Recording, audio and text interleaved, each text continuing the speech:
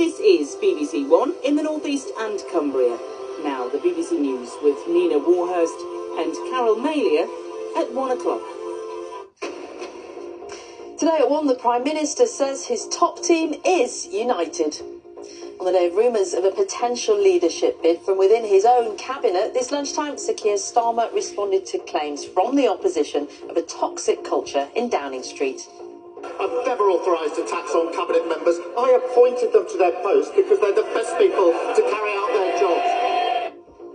Also on the programme, President Trump says he has an obligation to sue the BBC over the way his speech was edited in a documentary. The corporation has apologised for the mistake, but the US leader says he's pushing forward with legal action. The missed opportunities and the managers who looked the other way. A new report into the Medonsley Detention Centre, where hundreds of young men were abused once the mistreatment of vulnerable is still an issue.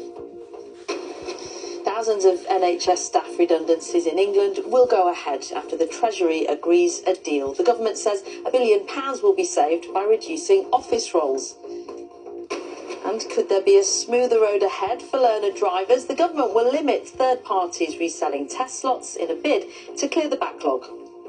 In Look North, a new report after horrific abuse at a young offenders centre. Why was it ignored for so long? And around 400 jobs at risk in County Durham as NSK is closing 2 factories.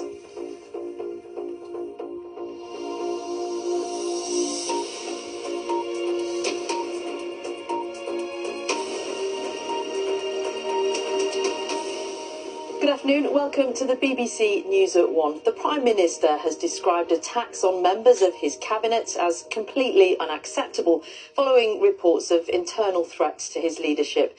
During a fiery Prime Minister's questions exchange, the Conservative Party leader Kemi Badenoch accused Sir Keir Starmer of losing control of his government, but he insisted his top team is united.